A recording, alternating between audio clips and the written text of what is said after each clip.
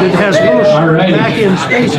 Hey folks, welcome to Science on Tap. And we got oh my goodness. Space.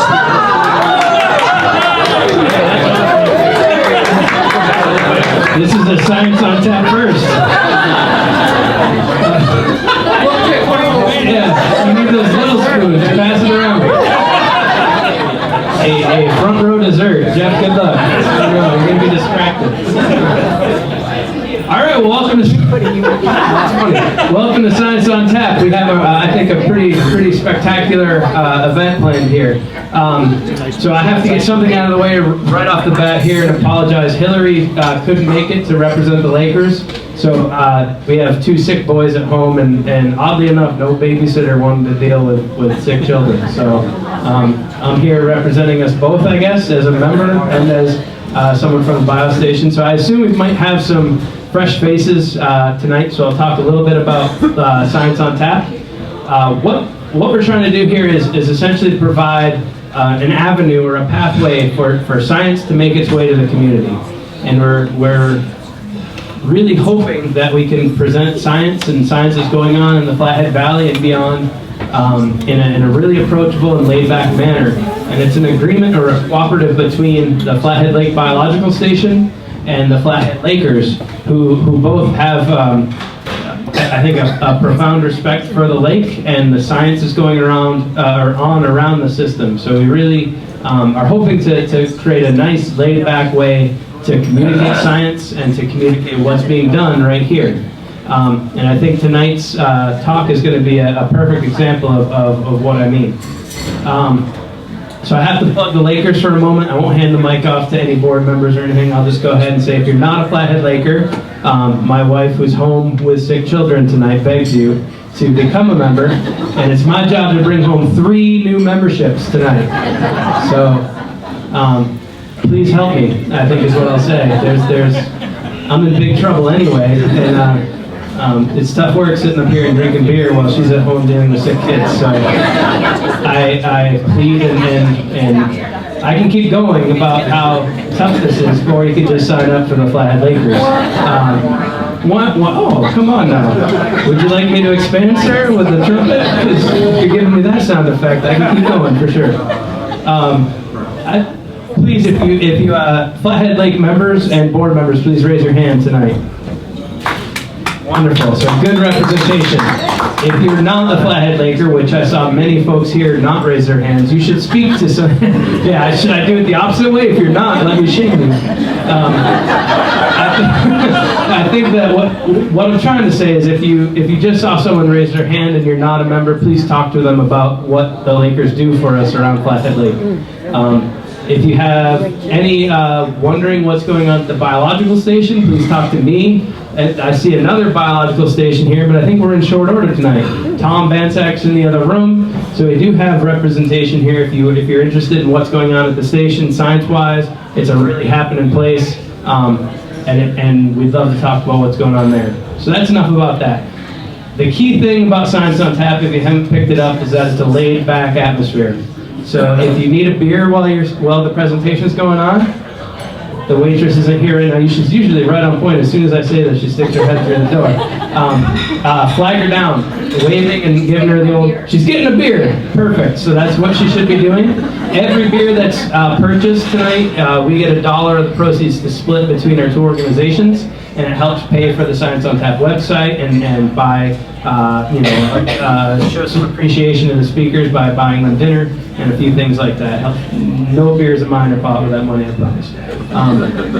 But it's the idea is that it's laid back and it's a way for you to learn what's going on. So I think that's enough about that. We have a pretty exciting presenter or speaker tonight. I think this is maybe when Hillary and I started talking about developing this idea, this was about central, right down the pipe to what we were thinking. So tonight we have the Superintendent of Glacier National Park to talk about the art and science of managing national parks. Ladies and gentlemen, please welcome Jeff Mount.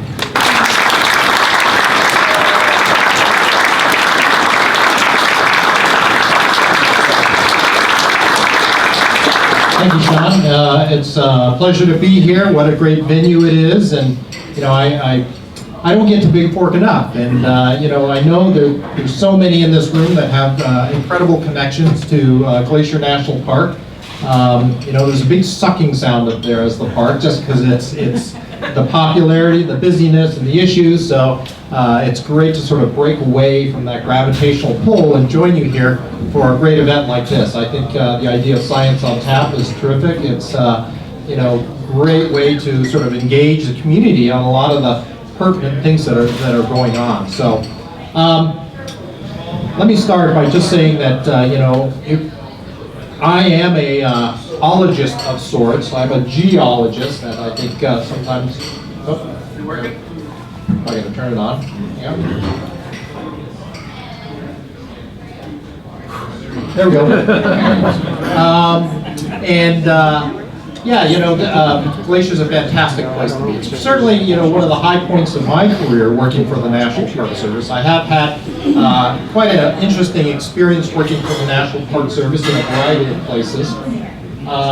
Most of my career has been in Alaska, so I got to spend almost 23 years of my career working many units throughout Alaska, most recently in the south central portion of Alaska at a place called Kenai Fjords National Park. And it was kind of fun today because one of our district rangers from the many glacier area is just now getting ready to make his move to Kenai Fjords to be the chief ranger there. So I'm very excited for him, Rob Wissinger. But you know, over that time we've had exciting opportunities, lived in some pretty incredible places.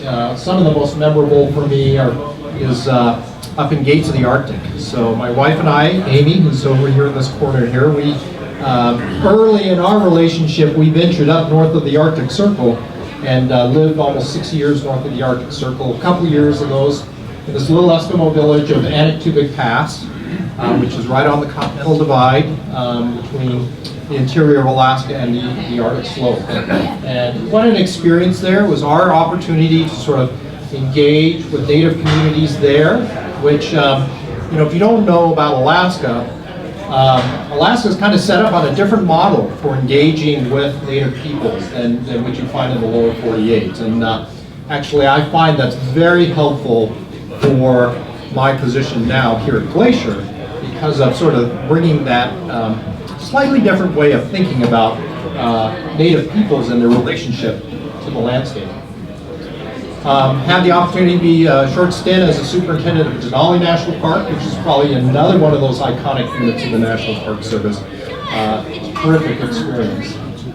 So, as I mentioned, I'm a geologist. I first came to Montana in 1979, working on a thesis. I was working for the U.S. Geological Survey, and I was working in the Flint Creek Range out of Deer Lodge, or actually out of Gold Creek there, the small community north of Deer Lodge, and did a thesis project up there.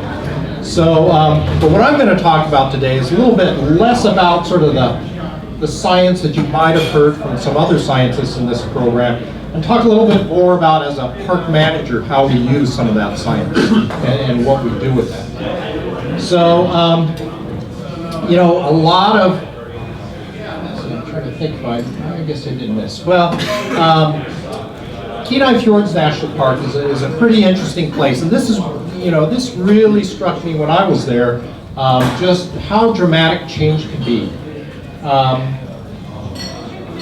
Let's see here. Gotta make sure I'm pointing in the right direction. Step back a minute and just talk about, you know, as a superintendent at Glacier National Park, one of the unique things about Glacier National Park is it's sort of large enough that I'm able to have a deputy superintendent. And people often ask, well, what's the relationship between a deputy superintendent and a superintendent?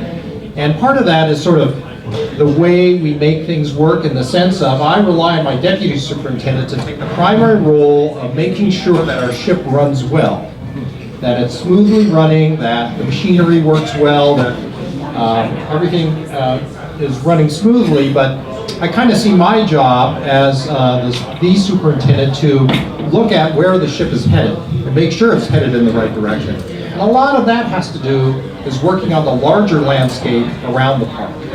And so I'll sort of come back to this theme a little bit later in the presentation about, what does it mean to sort of look and see, you don't think of national parks as entities that move through the geography, but there's some things to be aware of.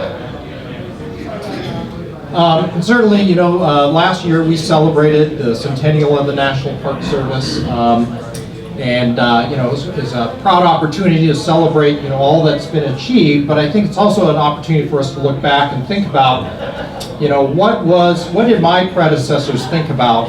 What did they see as their challenges looking ahead? And how did they see how they were going to steer the ship? So I think I can honestly say that a lot of them, or many of them, would have never foreseen the changes that are impacting national parks today, and the things that we'll have to navigate as we move forward into the future. So, Kenai Fjords National Park, I was talking about change, and just how dramatic change is. Kenai Fjords National Park sits on the Gulf of Alaska, and in many respects, is a lot like what this landscape here would have been like 15,000 years ago, when things were still under ice. And of course, Kenai Fjords are known for its fjords that empty out into the Gulf of Alaska. But, like Glacier, there's been a long history of repeat photography that shows some of the dramatic change in the glaciers over time. So, has some similarities to what we have here at Glacier. But, it's that long-term repeat photography. In some cases here at Kenai Fjords, glaciers have receded over 15 miles from those photographs that were originally taken in the early 1900s. But that change, what we saw just in the 7 years we lived there, was pretty dramatic in its own right. And this is a couple of photos I like to show, because here's a photo of a young girl. Her parents took it of her in 1999. And this girl, I think, about 10 years later, came back to work for the National Park Service as an interpreter. And so, and so we, set this up. She had that photo that her parents took of herself, and now she did, sort of did that repeat photography. And even in her own right, the change that takes place in that landscape is quite dramatic. And so there's a lot of stories there. And oftentimes when I talk about climate change, because of my long history in climate in Alaska, you'd be hard-pressed to convince me that climate change isn't happening, because I feel like climate change in Alaska is really in your face. Let's talk about science, the way sort of my brain works in terms of how I sort of think about the sciences or things that are going on. So the types of science and research and monitoring that takes place in Glacier National Park. So, the physical science, and I'm sure, I know many of you have been to a number of these science on tap, so I'm assuming Dan Fakery's been here.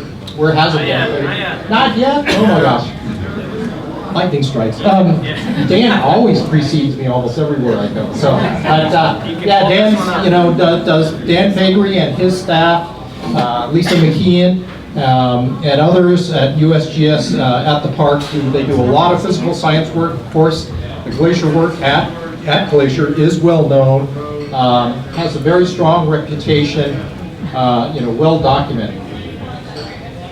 Biological sciences, and I'm pretty sure that you've heard about this with regards to our fisheries, with regards to grizzly bears and grizzly bear diets. That those are needless to say vitally important. Glacier is known. It's probably one of the most intact ecosystems in the lower 48 with respect to its wildlife. Something that's becoming more and more important, especially as Glacier gets more and more popular, is our understanding of social science. What are our visitors coming to see? What are their expectations? Because we are being impacted by high levels of visitation, there's a lot of emphasis placed on social science, and we work with the University of Montana quite a bit on that. And the cultural sciences, the cultural sciences, such projects as ice patch archaeology, climate change related, in that so many of these large ice fields are starting to melt, and along their edges they tend to reveal archaeological finds or even biological finds to sort of document change over time as well. So, and then, you know, we've had an incredible ethnographic study recently completed, and that's Sally Thompson's work on the park before, well, the land before the park. I've actually forgotten the title. Has Sally been here yet? You should get here. She is terrific. So, lighten you up. Lighten you up. No, but there is an incredible wealth of knowledge here, incredible wealth of science that, you know, when we think about where we are headed with the park into the future, with a lot of change coming our way, you know, the data that comes out of this, the analysis that comes out of this is all very, very important. You know, needless to say, last year we saw a lot of people. You know, in fact, I'd even be tempted to say, you know, at times too many people. But the popularity of the park was very, very strong. Absolutely record numbers. This was an interesting event. We call it an Insta-Meet, which I'd never been to one before. I didn't know what to expect, and it was amazing. 350 people that just wanted to be there, just wanted to share stories, and just wanted to celebrate. You know, and it was a great experience. Steve Daines is there in the bottom right corner there. He joined us for that. He's quite interested in how technology and high tech is, you know, social media. So I thought that was pretty interesting to have him there. But, you know, with those high numbers, with that popularity that, you know, perhaps was spurred or driven by social media, we did see a lot of visitors in the park. And a lot of, you know, this was not, I'm sure many of you here went through some of this with some of the lines we had waiting for the shuttles. You know, a lot of the high visitation issues we had, as expected, were concentrated along the Going to the Sun Road corridor. But I think what we saw last year is a lot of this also peaked at a lot of areas beyond the Going to the Sun corridor.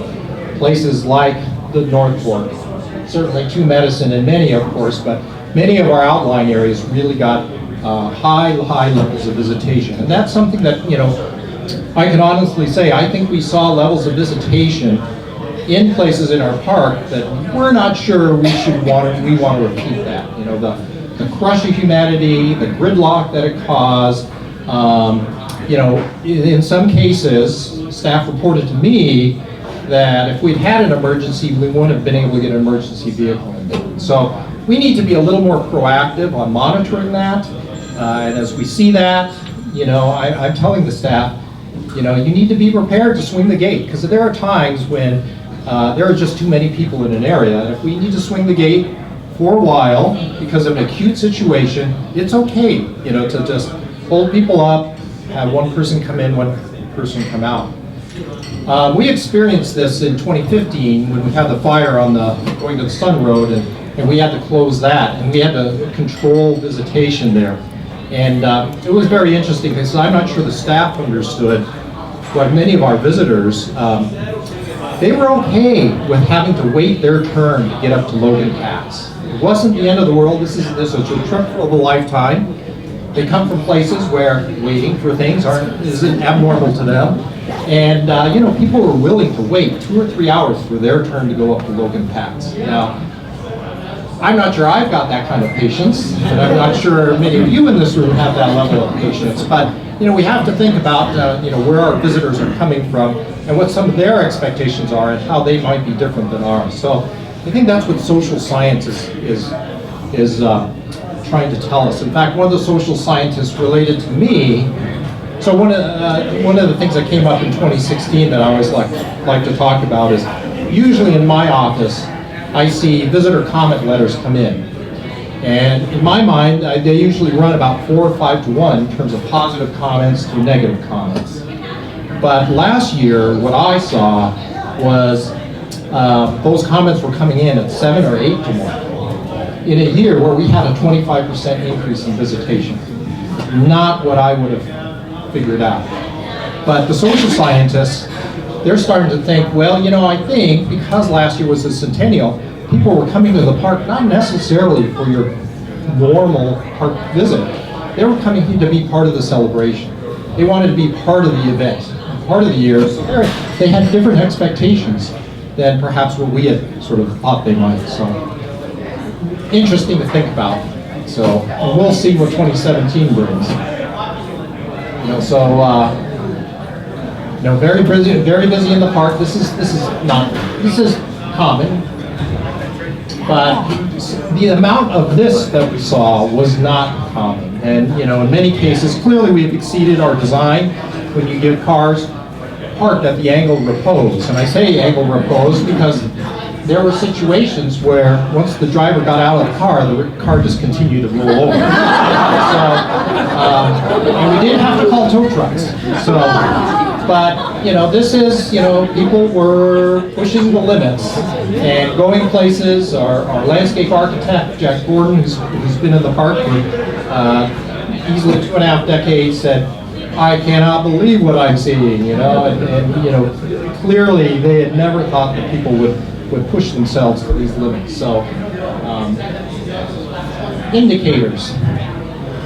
This table isn't quite right because our June visitation numbers are actually much, for 2016, weren't just 4% up over the previous year. It's actually 24% over the previous year. So, and overall, our visitation went up almost 25% for 2016. So, you know, we do a lot of number crunching. You can tell, you know, for some people, numbers are very important. So, you know, it's a way for us to sort of track what's going on. Not only did we see increases in our peak season, but we also saw big increases in our shoulder seasons. So if we look back at our May visitation for the last 2 years, it's over 50%. If we look at just November this year, which if you remember was very unusual for how dry and warm it was, our visitation just this last November was 50% over the previous November. And again, you know, I think that's just simply most of us taking advantage of the good weather or that opportunity to access things. So, what are some of the reasons, you know, as I brought up the centennial, you know, why did so many people come in 2016? Why did we get our big pulse? A number of reasons, centennial being one. I think the lack of fires was another. You know, 2015 we had a lot of fire, and that really impacted our visitation. Yellowstone didn't have fires in 2015. They saw a 20% increase. 2016, Yellowstone only saw a 4% increase because they had fires, you know, at the south entrance in Yellowstone. So, you know, gas prices, some other ideas, you know, the interest in domestic visits, exchange rates, Chinese tourism. That's an interesting one that I hear a lot from my counterparts at Yellowstone and Grand Teton. They've seen significant increases in mainland Chinese visitors coming in bus tours. And that's not something we've seen. That's, you know, we're not a bus tour friendly park. And so I am, however, hearing that we are seeing Chinese visitors starting to come in more from Calgary, mainly on the east side, many Glacier. You know, I'm hearing from some of our staff who work the entrances, campgrounds. Diane, you probably know that, yeah, you know, and oftentimes when those visitors show up, they present you with their passport, so I guess you know right away where they're from. So, but yeah, so you know, things will be changing over time. But 2017, you know, what to expect in 2017? We kind of knew going into 2016, there was a good chance we could see 20% increase in visitation. There were some early indicators coming from some of our vendors who do bookings that, you know, we were headed in that direction. This year they're saying they're not seeing much of an increase over last year's visitation. So we'll see, you know, it's sort of what goes with that. But one of the things we know that's happening is that in Canada, Parks Canada, all the units of Parks Canada have no admission fees because of Canada celebrating its 150th. They're encouraging visitation to their parks. I've met with a group of 9 superintendents from Canada who are all asking, what do you guys do when you have high visitation, because what should we be thinking about? So we are sort of trading notes across the border, but yeah, if they're expecting high numbers, I'm sure we'll see a little bit of bounce of that. Again, probably mostly on the east side. So while we talk about high visitation and the visitors that come, I think it's worth noting the fact that it's been a compelling place for the last 100 years as a national park, but certainly there's a lot to be said for the culture that was here on this landscape long before the national park was established. And as we've thought about that, I've thought about it a lot, about sort of what does that look like? Because 100 years ago, so many of the visitors that would come to Glacier, they'd get off the train in East Glacier, and they'd get off, and there they would see the mountains, and there they would see the Blackfeet. And I've spoken to many of the Blackfeet, or several about Blackfeet over in Browning, who remember as small children living in the teepees behind the East Glacier Lodge, and sort of what that meant to them as they look back on their life and what's different now. And so one of the things that we did this year, which I thought was really exciting, was to ask the Blackfeet to come up and do a blessing at Logan Pass when the road opened. We don't know, we're not going to be able to emulate what the Great Northern Railway did 100 years ago. But I think there's some things we can be doing to help, reconnect the Blackfeet to that landscape that used to be part of their homeland. And so I think they were very appreciative of this opportunity. We hope it becomes a new tradition. Some of them who attended this event relayed the fact that the last time they were there to do a blessing or have this kind of opportunity was when Going to the Sun Road was first opened in 1932. So it was pretty moving for some of them.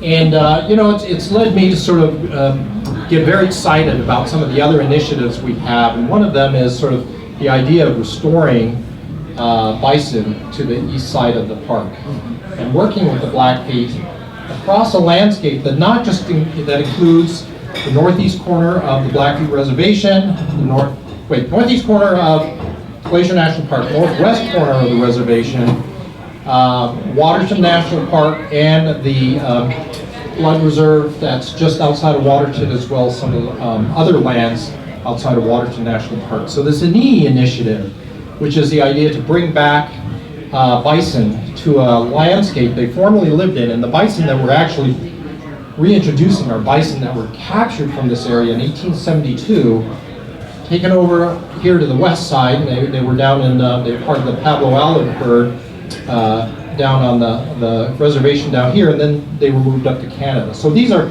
descendants of the same bison that were taken out of this landscape well over 100 years ago. And so this is a partnership project that we're working on. It's a transboundary conservation between agencies and tribes and First Nations. So it's a very exciting project. And I like to think about it, it's just not about the conservation aspect of this project that's compelling.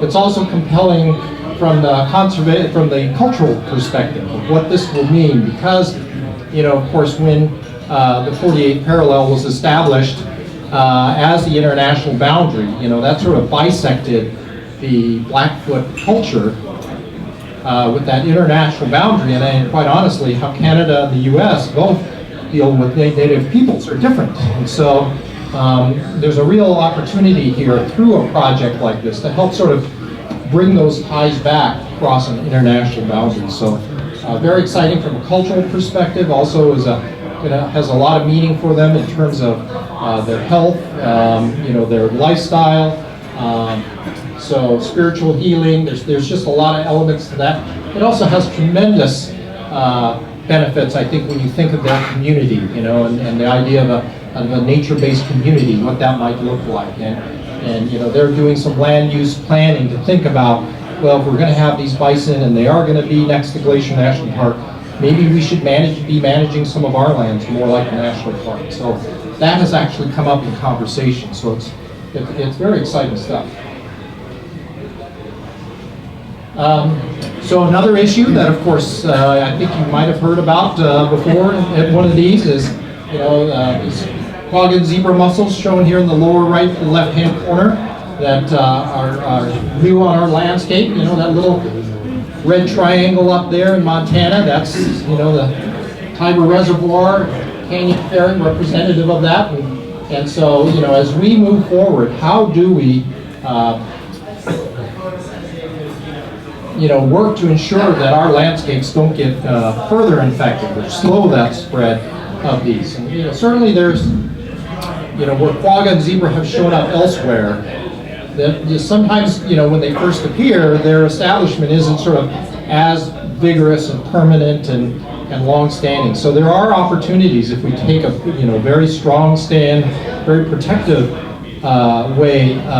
methodologies to keep them out, that we have an opportunity to really slow the spread and even maybe hold them off. So, and of course, it includes working with partners. And the biological station is going to be an important partner with that. But as we look at the activities associated with detecting them and monitoring them, it'll be very important. So probably next week, I'm not ready to tell you yet, but we closed the waters in Glacier National Park last fall to all boating until we could get a feel, an understanding of what things could look like. And we're going to talk about next week how we might start lifting that closure with the oncoming of the summer, but doing it in a way that has a high level of integrity with respect to keeping mussels from coming in. So more to come on that.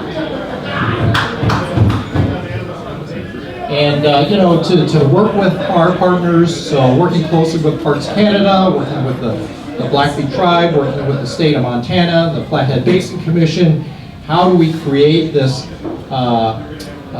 system to reduce the spread of quagga and zebra mussels, but also especially around the Flathead Basin, especially around the Columbia River drainages. So how do we draw that line in the sand, as it were, to protect the Columbia River Basin as we move forward? So big effort, sort of whole new opportunities for new science and new research as we try to manage that issue. So I'm going to sort of switch now. So I talk a little bit about some of the science that we're doing, in response to specific issues, but I also like to talk a little bit about how we use some of the science even beyond sort of the immediate issues that are in our face today. And this is the art part that I'm in my talk here, and it comes from, my inspiration for calling it art comes from this book called The Art of the Long View. And it's written by an economist who worked for Shell Oil for a number of years, and who developed this process called scenario planning, thinking scenarically about the future. When you think about the future with so much uncertainty, how do you do that and not fall into the trap of trying to predict what the future will be? And so,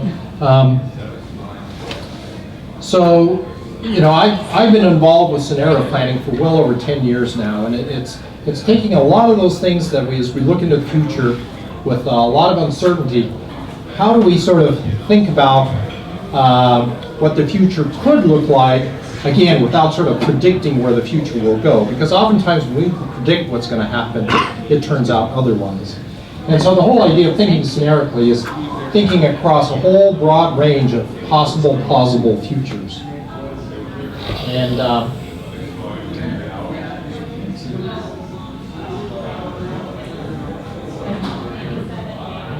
so in 2010, I was involved with doing some scenario planning for Glacier National Park. I was still up in Alaska at the time, but we did some scenario planning looking at scenarios for what climate might be like in and around Glacier National Park in the Crown of the Continent ecosystem.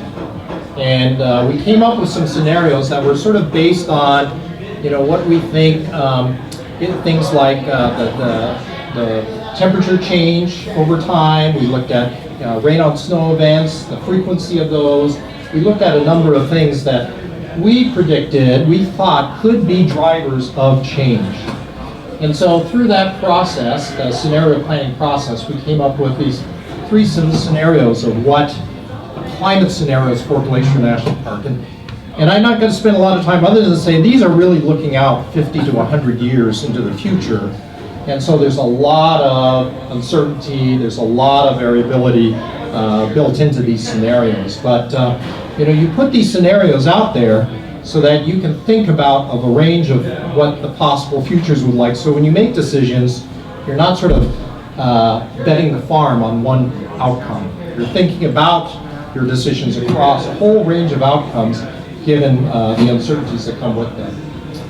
And I'd just like to point out a study that just came out in 2016 from the A.T. Kearney, big management consulting firm out of Chicago. They did this study called America at 250 and was looking at a 10-year time frame that in 10 years, what could America look like with regards to society? And they looked at a lot of data about the country, the sociological, economic, global issues, technological issues, especially interesting the demographic issues and the range of issues across the country. And so they identified what they call what they think are the three primary drivers for what the future will look like 10 years from now with regards to the United States. And they said millennial preferences, as the millennial generation becomes the dominant generation in our population, how they weigh in on some of these issues of the day is going to be very, very important. And, I think there's been a lot of conversation about that following our most recent election. Technological disruption, that the rate of change in technology is happening so quickly, it's really hard to keep up, and it's impossible to predict. And so, what is that rate of change going to be like, and how do we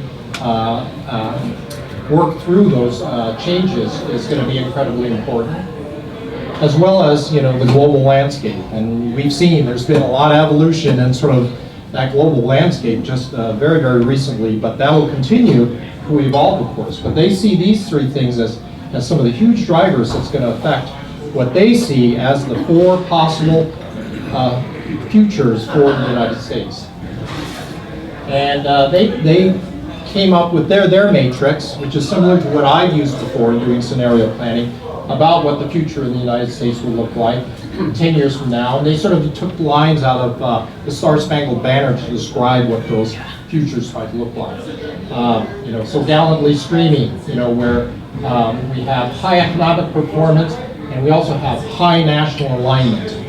We're really going somewhere, and we're all in line, which I don't think you could say we are at right now, versus Twilight's last gleaming, given a future where there's less alignment and not a lot of ability to make dramatic change going into the future. So anyway, 4 scenarios. I think it's very, very interesting. What I like about scenarios as a park manager is because I like to think that I'm in the forever business. National parks are about the forever business. So we need to always look that much further ahead. We can't let near-term political things sort of we have to deal with them. We have to mitigate for them, but we have to be able to sort of think further on what's going to be important as we look into the future. So I think it's all these scenarios. They require a lot of input from data, a lot of input from science, what climatologists tell us, what economists tell us, as we put these together. So if you want more information about this one, what I think is very interesting is I learned about this through one of the board members of the Glacier National Park Conservancy, who, his study of these scenarios is that under the 4 scenarios presented, there's no way the budget of Glacier National Park is going to go up very much at all. In all of these, the economies, and the interest rate on our debt is just going to make that impossible. But as an organization, the Glacier National Park Conservancy is thinking, where do they need to be 10 years from now?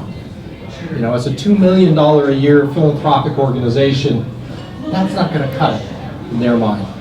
And so they're talking about how do they position themselves as a 10 million a year organization, because that's what's going to be needed in their minds to keep the quality and the experiences at Glacier National Park going. So that's my hat's off to some of those board members who are that sort of forward thinking, because I was really impressed by that. So, being forward thinking, looking forward to the next 100 years, what does that mean? I spoke about the importance of that millennial generation, and that we reach out to that millennials and beyond them to ensure that we've got those advocates for parks into the future. Taking care of the resources that we have, and this summer we'll be celebrating the completion of a 7-phase rehabilitation of the Mini Glacier Hotel over a course of 15 years, and I think close to $40 million of federal investment and probably $2 or $3 million of private investment into that. So that would be a great achievement to have that. And then also just thinking about sort of that I don't know if we'll see it tonight, but the dark skies, is one of the things that we've learned recently is just how valuable dark skies are to many of our visitors. And I think there's studies that have come out that say over 30% of the world can no longer see the Milky Way because of light pollution. And you're hearing more studies saying that people who have trouble sleeping, if you need to reset your clock, you need to go winter camping, because when you're out there in nature, that's what resets your clock. But just also, the story of the skies, this is tremendously important to Blackfeet culture as well as all native cultures in telling their creation stories. And certainly we have our own Western stories that are related to the sky. So our night sky programs are the most popular programs we do in the park. We've had over 700 people at Logan Pass. Anybody there blessed? Couldn't get tickets. So couldn't get tickets. Yeah. So so the interest in it is very, very high. So I think it's about another month we'll be announcing that the Waterton Glacier as being one of the world's first international dark sky park.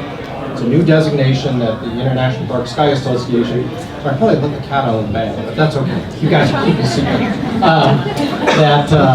We're very excited about, because I think it builds on that history and tradition that Glacier has as the world's first international peace park. How we continue to build on that, doing more and more across the border, and how we continue to be a model for other conservation areas around the world. So I know my talk was a lot longer than I intended, so, but I just want to thank everybody for being here this evening. A little bit of sort of the art and science of what we look at Glacier National Park, and with that I'd be happy to take any questions.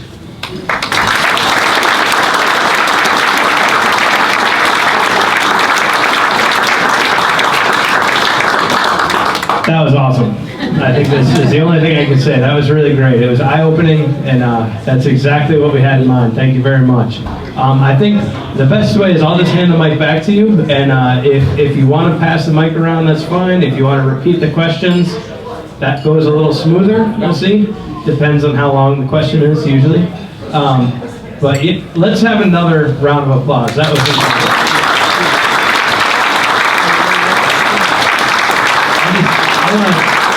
I'd like to take 1 second and thank Jeff for the hard work that he does. I think that we all in this room are incredibly enamored and beyond respectful of what it is you preserve on an everyday basis and what it is to be able to go up the glacier for an afternoon. And I mean, it's an incredible privilege. It really is. So I'd like to well done, Beers. I think that talk was exemplary of what Science on Tap is all about, and I hope that everybody enjoyed it as much as I did. It was really incredible. So I'll hand the mic back. I think that repeating the question is the way to go this evening. I saw a lot of hands shoot up right away, so it looks like a rambunctious crowd. Good luck. No, you choose the questions. Logan is such a great venue, such a popular place. What are the thoughts in terms of dealing with the flow of traffic and maybe preventing fist fights in the parking lot? So the question is, because I know we've got an audience over there in the barrel room, so I'll repeat the question is what about Logan Pass, which is so busy, fills up early, once it's full, tensions tend to flare. We try to manage the best we can with those things, but what can we do about that? And I think, 2015 was a interesting data point for us in terms of learning about something, because that was the first time where I think in the park, and Diane, maybe you might chime in on this a little bit, was my impression from the staff, that was the first time we really saw drought conditions in the park. I mean, people who had been up at Sperry Chalet for years, running the water system, had never seen those kinds of conditions before. And so, very dramatic for us. We came very close to running out of water at Logan Pass. Again, something that had never,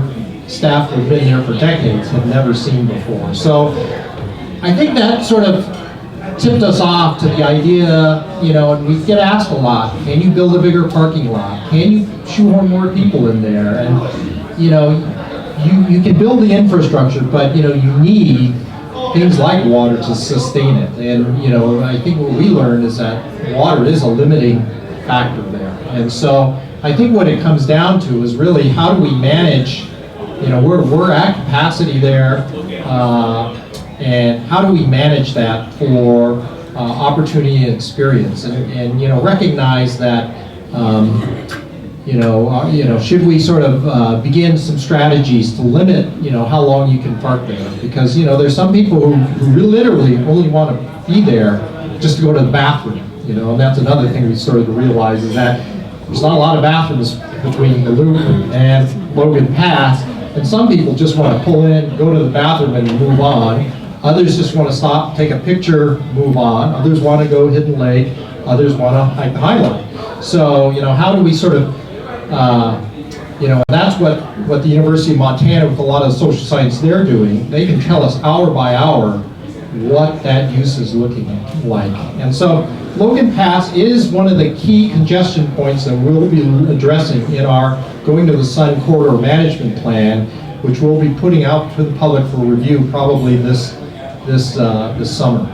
But I think it's not going to be about building a bigger facility there. It's going to be about managing use, managing expectations that go with that use, to the point of maybe even, potentially having reservations. Or if you don't have a reservation, you may just have to drive by and come back at a time when, you don't have reservations required because the use isn't very high. So I think, and that's, some of this is what we learned from other parks and what they're doing too. So hopefully that works. I have two questions.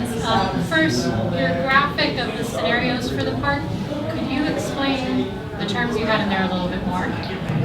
And second, could you talk a little bit about what latitude you do have or how you're hampered by political, financial, etc., making decisions about day-to-day use, protecting against invasive mussels, things like that, where you kind of hit a ceiling of being able to make those calls? Okay, two questions there. One was to talk a little bit more about the three scenarios that I put up that for Glacier National Park. These are climate scenarios looking out 50 to 100 years. And I think our primary drivers of uncertainty we were using were the rate of temperature change and the frequency of rain on snow events. And so using those, we came up with these sort of scenarios and pairing that off with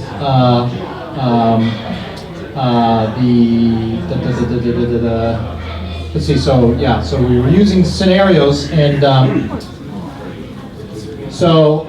the idea is that there's three sort of possible plausible futures there. The climate complacency is the idea of climate change isn't moving so fast. It's a slower rate of change, not so many rain on snow events, but still mixed in there is the normal natural variability that we have in northwest Montana.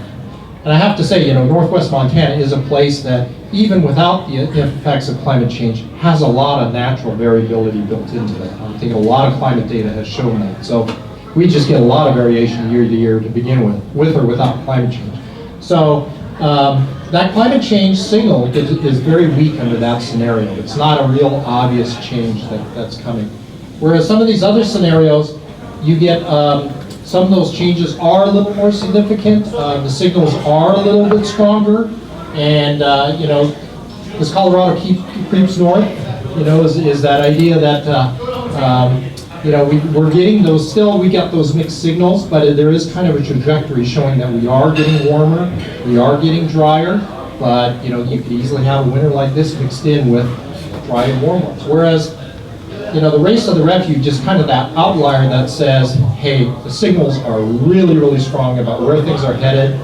I would say there are places in Alaska that are sort of in this category where the rate of change is so dramatic, there's no question where things are headed in terms of melting permafrost, warmer, drier summers, lack of snow, melting sea ice, all of those things. So you sort of lay those out as possibilities for Glacier National Park.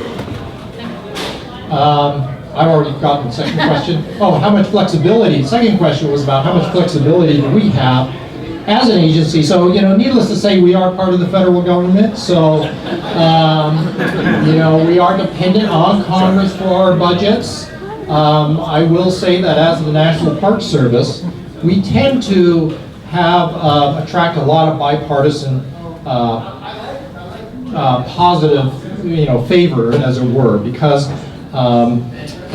historically, and actually some of our staff would tell you that historically we've actually done better budget-wise under Republican administrations than Democratic administrations. So, looking at the data. So, but so we have to live with that, and we have to live within those means. And I think it's the Joseph Radabau's work with looking at sort of longer term, over 10 years, what the budgets could look like, really sort of gives us an understanding that, yeah, there's not going to be a lot of room for expansion. So how do we deal with these new challenges like AIS? How do we deal with new opportunities like working with the Blackfeet to bring back bison? And really it comes back to working with partners to the extent we can, where we can leverage our ability. It also, I think, comes to working with our partners with philanthropy. And sort of coming back around, through the Glacier National Park Conservancy, they do a lot for Glacier in terms of really helping us with what we call that margin of excellence. Things like the Native America Speaks program, things like the Dark Sky programs. Those are all funded and supported by the Glacier National Park Conservancy. And so I think as they look forward, they see their role is really going to increase as time goes on. And, all I can say is I'm thankful for them, because there's a lot we wouldn't be able to do without that kind of support, as well with all the partnerships that we work with, around the area. I'll take the microphone so you don't have to repeat the question. I know. My question is in terms of the race to refuge scenario in terms of planning. And this is a bit sciencey, so well, not really. Is there? I would think that there's an elevational gradient within the park that leads to the distribution of these three scenarios, even within the park itself, in terms of areas at higher elevation, perhaps being true refuge relative to moderate to low elevations. And I'm sort of thinking of Clint Malfield's work with the stoneflies, these endemic stoneflies that are, I think, at high risk of major problems moving forward with climate change in particular. So can you expand? I'm going to piggyback off of the question there, but within the park, don't you think all three of these scenarios are at play as elevation or windward, leeward sides of weather move through the park? I guess my first comment would be that it's actually, I think what we have to realize is Glacier National Park's only 1 million acres in size, and so when we look at the impacts of climate change, we need to look at a larger landscape, and that's what we do through the Crown Managers Partnership, we work on a landscape that goes all the way from Banff to Missoula, and looking at such issues as glacier stonefly, which of course is unique to Glacier, but we look at just a whole range of issues like salmonids, invasive species, drought, and look at what are some of those, what is it looking like on the larger landscape, and what are the varied strategies you can take on the larger landscape. Because there's a lot of thinking that when it comes to climate change, there's so much uncertainty about how that will play out, that thinking you're going to pick one strategy and that's going to be the right one, that's got a lot of people nervous. And so we like to think that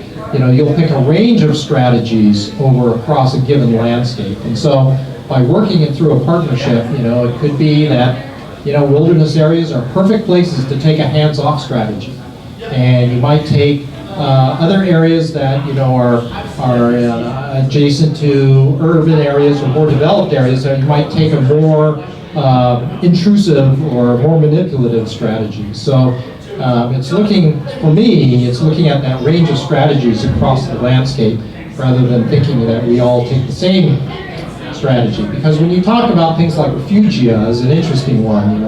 How hard do we try to keep pika in the park viable, and to what extent are we willing to go, would you build glass domes and put them in glass domes to keep them, alive in a national park? Well, that doesn't fit with a lot of people's notions of what a national park is. So, but, there's the issue of, are you trying to, preserve genetic diversity? That might be a strategy. But if you're trying to retain natural process, that's another strategy. And I think part of these scenarios help feed that idea of, when, for a lot of times, like invasive species, like invasive weeds, knapweed, the work we do to spray, to pull, to do all that is about building resilience into our existing ecosystem, and giving it time to potentially adapt to the change that's coming. But sometimes you run into situations where the change is so dramatic, the ecosystem is changing, thinking that you're going to sort of stop the clock, or you're going to be able to hold off change, isn't really going to happen. And you have to sort of give into that, and maybe even facilitate change. So there's a lot of debate going on out there about the response to climate change, and there's absolutely the safe bet is to do things that build resilience into your existing systems. But it's we've seen a number of places where that hasn't worked, and things have gone ahead and moved and changed, and should we just go ahead and go with the change? I don't know if that answered your question. I think it did. Okay. I think it did. Thank you. I've been many times, and to my knowledge, I've never been counted. How do you go about accurate attendance? So our attendance is built based on a multiplier. What was the question? Oh, sorry. Good, thank you. So the question is, it's not obvious when you go into the park that you're counted as a visitor. So how do we come up with the fact that, and there's an article I think in the Missoulian today about that. How do we know that we had exactly 2.9 million visitors, or actually it's even down to the single digits on that? And it's actually based on the multipliers that we collect. We collect a lot of information. It's really not about being accurate for that year as much as being consistent on how you count over the years. So we have this methodology that uses multipliers for vehicles coming in, uses multipliers for stays in our campgrounds, in our hotels. So that's that methodology that we use over time, because really it's the change over time you're looking at. And we know that the absolute number is there's a lot of squishy in it. So luckily at Glacier we don't have to use photos. So. Jeff, I understand that Canadian parks are free this summer. Right. I know that next year, so I don't know if Well, this year. This year, Yes. 2017. And so people could go to Waterton, and if you've never been to Waterton, it's also nice. It's part of Glacier. And you can get a Parks Canada Pass online for free.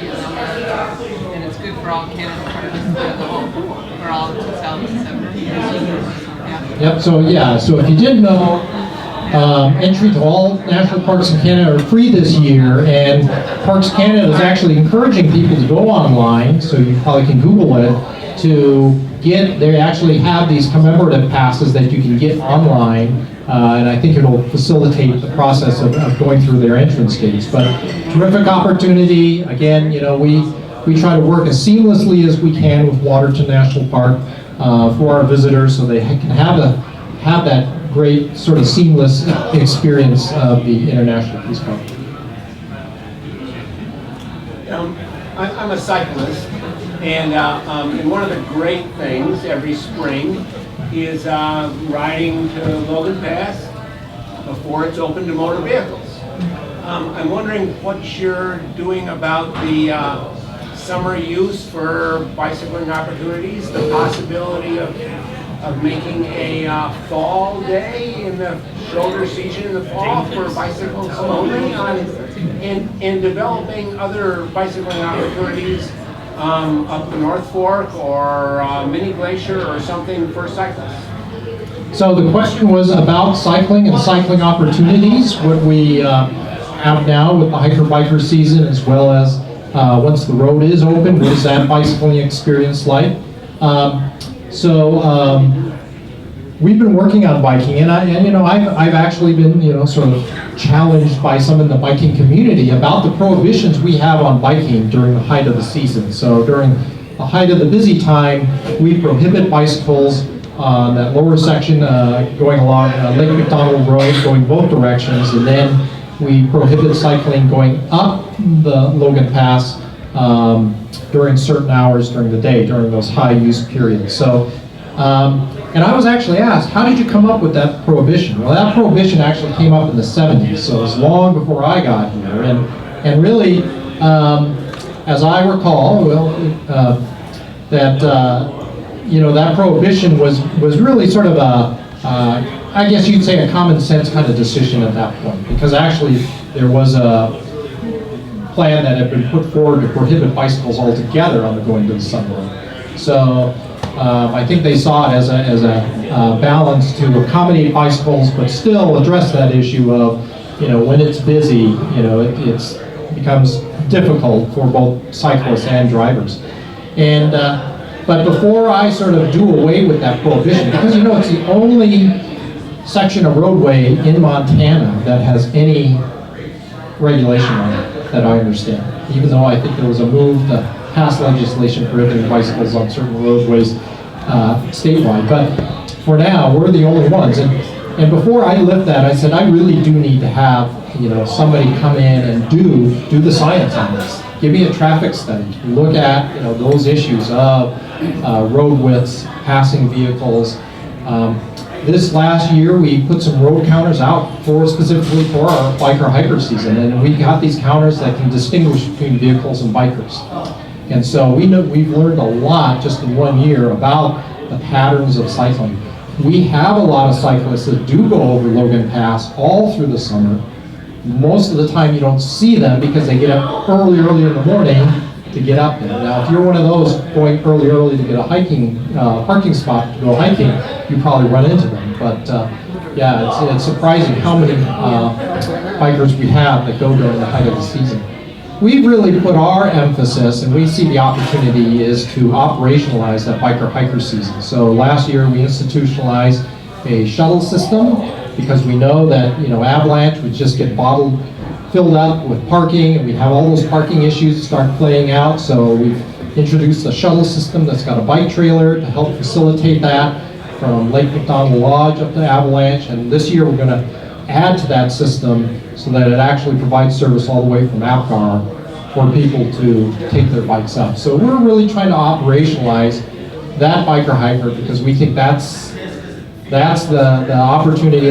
We know that there's a lot of families that really like getting out when there are no cars on the road. So we started to look at what we can do in the fall for sort of the reverse, and it's a little bit more of a trick because when the snow flies and it shuts down everything. So, you know, we'd like to look at that over time. As far as new opportunities in the park, we're really pretty limited on that. I think, you know, again, I think we don't see ourselves building new roads, you know, we'll take advantage of if we have roads that have, you know, widths for bike lanes, we will put those in. But we don't see ourselves doing a lot of new construction in the park, primarily because we're trying to balance things like grizzly bear habitat, like, you know, a fairly intact ecosystem, and some of these new developments would just, you know, put some of those resources at risk. Go for it. Inner North Fork Road going to reopen ever? So the inside North Fork Road. Yeah. So we had to shut down the inside North Fork Road probably 3 years ago now, when Anaconda Creek took it out. And I think it was probably the third, fourth year in a row that Anaconda Creek had flooded and taken the road out. So, you know, and every time we go put the road back in, we're dumping a bunch of gravel back into this whole trout stream. So we were having a conflict there. So we've done some study work, and we've got some alternatives to actually move the road out of that area so it doesn't become a problem. But it's going to take some money for that to happen. So we haven't, you know, we've got projects in seeking those funds to move that road so we can reopen it to traffic. But it's not going to come this year, I can tell you that. So, but it is in our plan to move the road and reopen it to traffic, because we know it provides a visitor experience, you know, that a lot of people like to do, is do the loop up to Fulbridge. Good biking too. So to help take the pressure off going to the Sun Corridor, have you thought about expanding the season? Because I grew up in the valley below Yellowstone Park. The Beartooth Highway is open about a month or more earlier than to go into the sun. In fact, they're already clearing the roads up in Yellowstone as we speak. Have you thought about opening the roads earlier to expand the season? Well, there's less congestion. Yeah, yeah, that's a two-edged sword on that one. You know, it's I think, you know, I haven't been over Beartooth enough to know how it was designed. But one of the things I learned early on when I came to Glacier is when you look at that going to Sun Road, it was not designed by road engineers. Because a road engineer would have just done a bunch of zigzags going straight up to the pass. Landscape architects said, no, we can make this incredibly scenic if we just make this long switchback and cross 40 avalanche paths along the way. And it's those avalanche paths that are the problem. Because we found that if we plow too early, they'll just come down on top of it. And we actually put our own, you know, staff in danger. So when we plow that, we start April 4th is when we start plowing it. And if all goes well, we'll get it plowed before July 1st. I can't say exactly when, but yeah, you know, that the opportunities for us to open that road early, you know, and then we have the big drift that's on the east side of the pass that, you know, oftentimes is 90 feet deep, you know, and so you can't get into those things too early. And quite honestly, it's best to let nature melt those things out more than try to force nature to melt those things out. The only comment I have is that you might take some lessons learned from the Beartooth, because they're very similar in design. They have switchbacks, they have avalanches, they're almost identical when you look at them from a topographical point of view, and their elevation is higher than going to the sun. Well, I think, I know my predecessors have, you know, been pushed in that direction as well. And so, you know, from what I've heard, you know, it doesn't make sense on our end. So I can't explain it, you know, exactly why that is. But, you know, I would also say, you know, more and more, I feel that there's less pressure in me because, you know, I think a lot of my predecessors always used to say that people in the valley would always say, well, the park isn't open until the pass is open. And that, well, I have to say in the 4 years I've been here, I don't hear that quite as much. And I think part of it is because this biker hiker season, you know, why is our use in May going up 50% in 2 years? I mean, the park's not very closed if it is closed. You know, people are discovering that there are other opportunities to be enjoyed there. It's a very different opportunity than driving up to Logan Pass, but it's still a bona fide opportunity that people are coming for. I'll just make a comment. I'm guessing that on the weekend before the road opens to motor vehicles, there are as many bicycles as there are in late July, and cars. That could be. I mean, I think the question or the comment was, you know, the number of bicycles that are on the Going to the Sun Road just before the Logan Pass opens. And we know that on our busiest days, we'll have 5,000 bicycles going up the road. So that's what our numbers have shown. I've spoken to people who were in the park in the 30s and the 40s and the 50s and have been told that the vistas of Lake McDonald between Apgar and the lodge were wide open, and now the trees have grown up. Has there ever been any talk of removing the trees in some sections to open those back up, or would that have too much impact on what? No, our plan actually calls for vista clearing periodically, and we will be doing vista clearing this year. Oh. So it's been a few years. I think the last time they did vista clearing was the last time they put that 2-inch layer on the road. I don't know, Diane, if you remember when that was, but you know, it's one of the earlier phases of the Going to the Sun rehabilitation. But we do see that, but it's not something we can do every year. But you know, we've all said it's time to do it. So Great, thank you. We got some funding for that. Yeah, Jeff. Gary Nolan, I've worked for you for years. I know there's a lot of construction going on Highway 2 this year. Are they moving the rehabilitation process back to the west side? Is that going to create a lot of bottlenecks, or that's kind of my question for this year? Well, you know, it's you know, we didn't know about all the construction in Columbia Falls. You know, we knew the Bad Rock Canyon was coming, and we knew we were going to have our own construction. So, you know, I don't know what that's going to be, quite honestly. You know, it's sort of like when you add it all up, it seems like, okay, there could be quite a big congestion. But, you know, one of the things that we learned last summer was that, the last summer was maybe the second summer where we didn't have active construction on the road. Maybe the first summer we didn't have any active construction going on the road all during the height of the busy season. And the folks up at Logan Pass, you know, it was just relentless, the number of cars that were coming in. Never stopped, never stopped, never stopped. Late in the season, we had a contractor come up and start reconstructing some of those walls that had been taken out by avalanches. And again, you know, what we know that if we plow too early, the avalanches will take out the walls. It's better to let the avalanches all run up high and then just go over the tops of it. So we put in a stoplight just above Big Bend, between below Rimrock, and right away our staff up at Logan Pass noticed that the pacing that light provided to the Logan Pass parking lots, that it would sort of, you know, be a lot of incoming, then it would slow down, relax a little bit, people would find their places, then it would become, you know, fill up again. So there was a kind of a pacing that occurred with that was actually, they thought was very positive to reducing some of the issues of when it's just a constant incoming flow. So, and that made me think about, you know, there's a lot of places in the world where they deal with traffic, and you know, we should really sort of be thinking more about that. Yellowstone, for example, they're bringing in the Michelin group, who are bringing their social scientists, their traffic engineers, to look at their canyon area, which is an area that's notorious for gridlock. And you know, what can they be doing?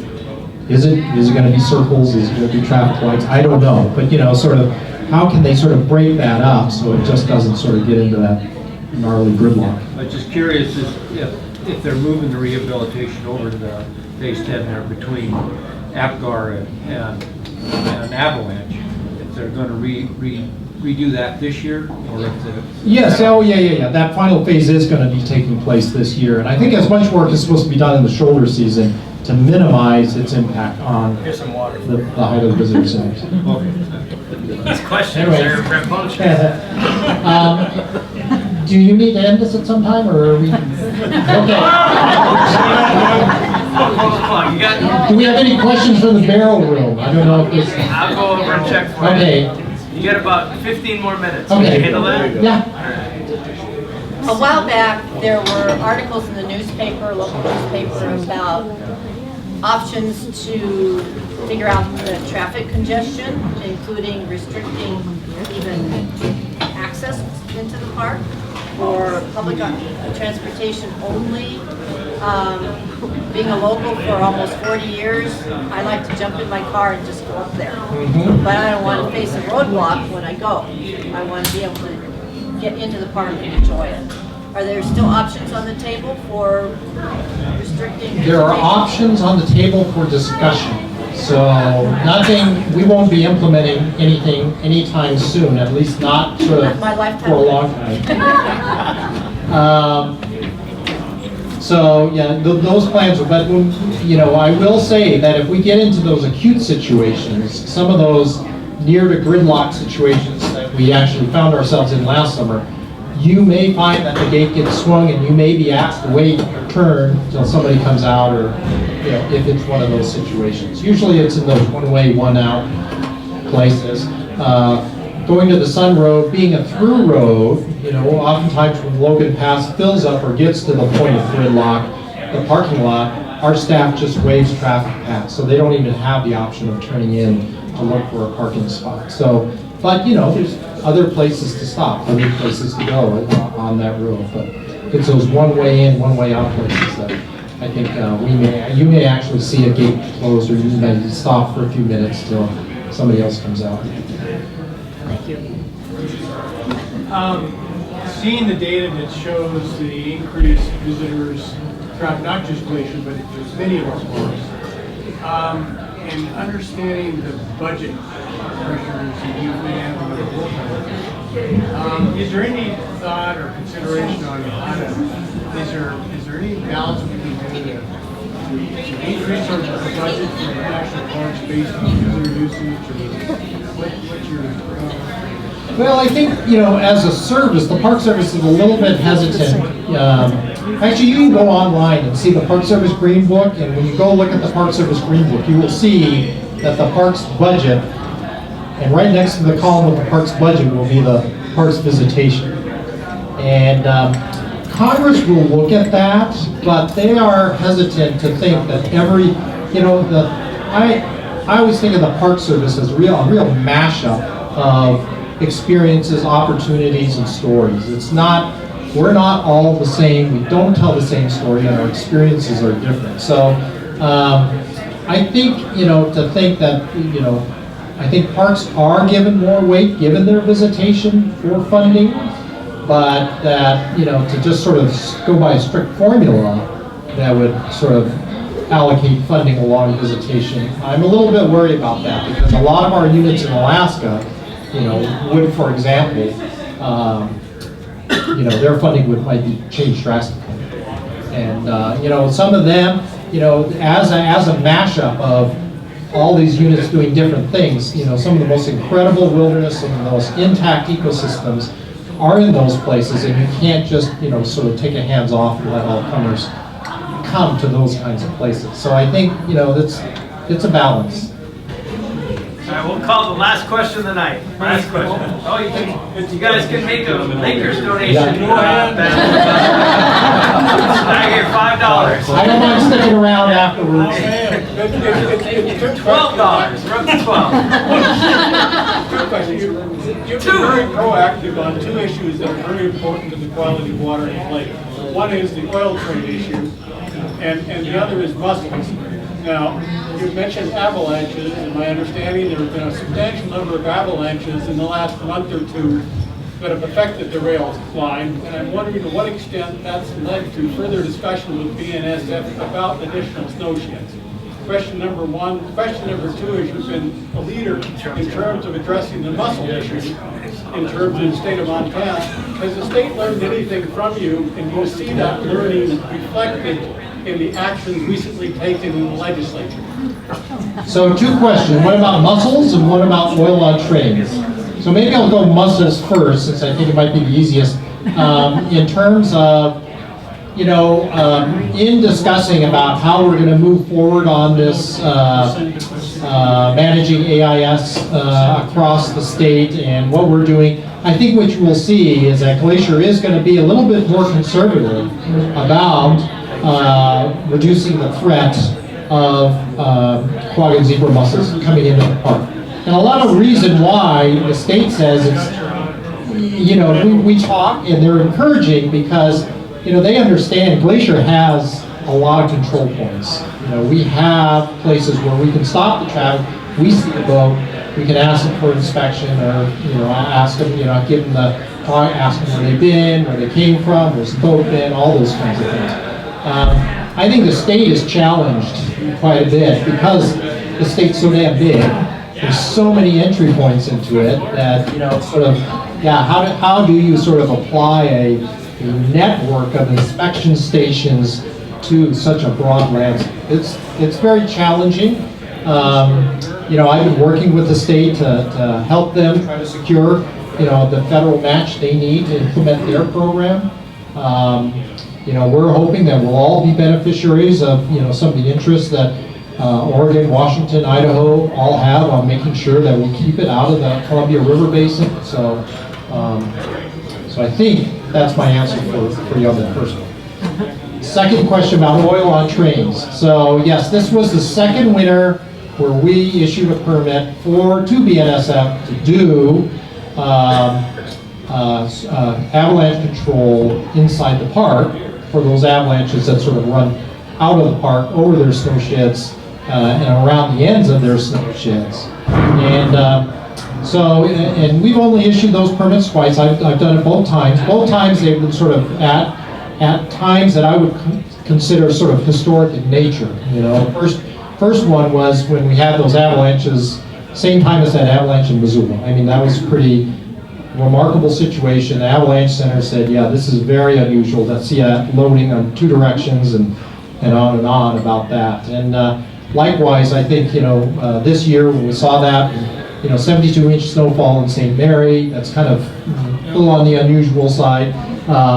You know, and you know, they have to meet a certain threshold before we give them that permission, and that has to be, you know, trains have been not moving and they've been waiting for the snowpack to settle, and if it still looks like it still presents a threat, then we give that. So we set a pretty significant bar for them. They don't just get to go out there and do avalanche control in the park anytime they want. But it certainly does give us that opportunity to open up the conversation about extending the snow sheds that they have there. And so that's not, I can't say it happens every time we issue a permit, you know, we follow up with, you know, hey, when are you going to extend the snow sheds? You know, that's an ongoing conversation with them. You know, we've been working with BNSF a lot with this oil on trains issue. You know, in that sort of collaborative sense, they've been working with us to ensure that even you know, no matter how much prevention work you do, which we are really pushing them to do as much prevention work as they can to prevent an incident from ever happening, you always also have to be prepared for a response. And you know, part of my background working in Alaska, working in some of the parks that were most affected by the Exxon Valdez oil spill, I kind of have a sense of a lot of those communities there are very proactive about never letting something like that happen again. And so learning what some of those lessons are in terms of how do we sort of be prepared in the event of that. So BNSF has been very good in working with them, helping to fund a lot of those sort of response-related activities. But you know, we will continue to work with them, and usually some of that work involves working through our delegation on the prevention side of things as well. So, and with that, Thank you.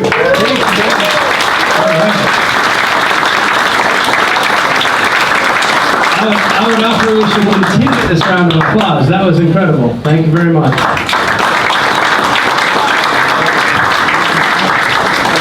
I'm sure after that round of questioning, that water tastes delicious. So before everybody gets up, I want to say one thing in closing. we have in the Flathead Valley and within the area here a major threat in terms of invasive mussels, and I continue to urge you to be proactive with your government agencies and with anybody that cares to listen, and even if they don't care to listen, to talk about how dangerous this threat is to Flathead Lake, to the Flathead River, to the Columbia River, and to the Pacific Northwest as a whole. And in that light, I think I'd like to mention that there's local communities that are seeking people who want to volunteer to learn how to inspect boats and inspect and help monitor the potential vector that is as people moving mussels into this area. And I urge you to go to the Swan Lakers website. They're actively seeking inspections. I'm sure that there's information about how to become a boat inspector at the Flathead Lakers website. It's really critical that we have a movement in mass moving forward, especially as we move into our busy season here in the Valley. So again, as a representative of the biostation and Science on Tap, I urge you to do everything you can to do the best job of preventing mussels from getting here. And the number one way to do that is to stop infected boats. So I will close with that again. A last round of thanks for Jeff Mount. What a great presentation. Thank you very much for coming. Have a great night.